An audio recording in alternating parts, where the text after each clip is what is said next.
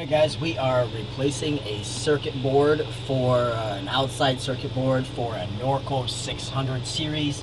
What you want to do, or what I did, if you guys want to copy this video or use it as a guide, that is up to your discretion. But if you get electrocuted or something, it is not our problem. I'm just showing you what we have done to solve our problem. Okay, so in theory, if you were doing something like this, or screw it, I'll just tell you what I did. So what you want to do is you want to turn it all the way up to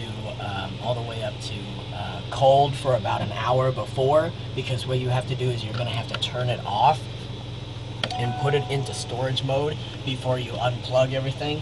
I used a screwdriver and some electric tape, and we're going to go ahead and go outside and see how I replace my circuit board. Alright, the circuit board is right under here. What we're going to do is we're going to unplug this baby, make sure that these things are unplugged, and then we'll plug it back in using the new circuit board, and hopefully that will trigger the heating element in here to get hot with these two wires. So I'll show you how to do that.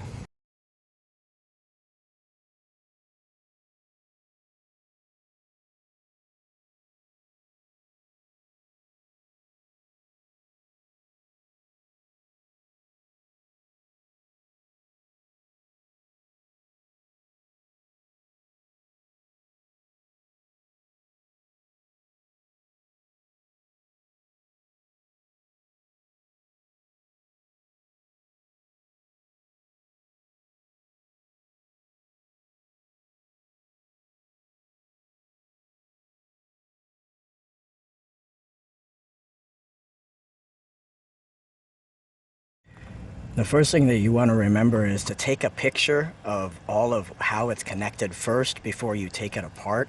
All of these wires, all of these as well, just to make sure that you put them back into the right place.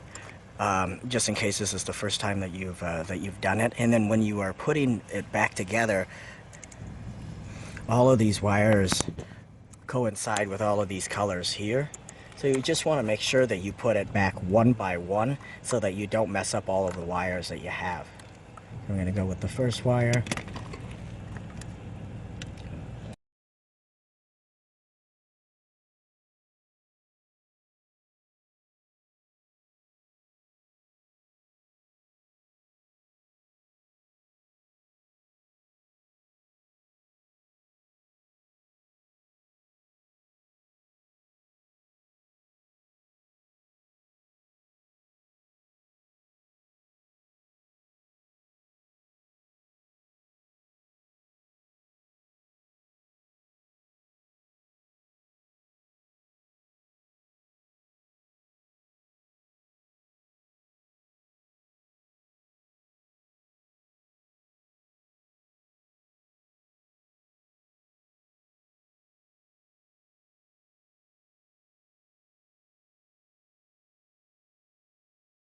Alright, now that we have our circuit board in place and all of the extensions plugged in, except for the ones that's supposed to go on the board, what we want to do is we want to make sure that this is snug and tight, because it takes care of the temperature and the thermostat inside of the eyebrow. We'll take this off of the fuse and we'll get the cover on it.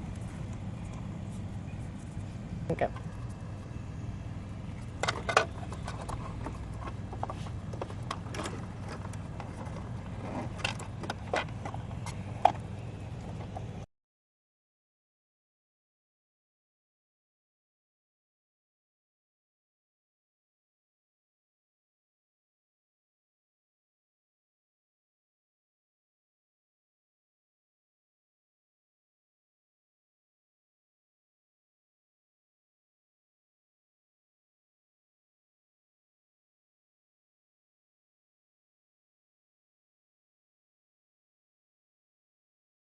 Alrighty, moment of truth. We're going to go ahead and turn it on normal operation, and we're going to go ahead and slide it to auto. I'm going to go ahead and turn it to 3.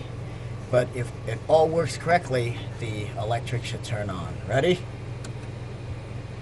Yeah, there you go. So the heating element is now working, and we have a fully functional refrigerator.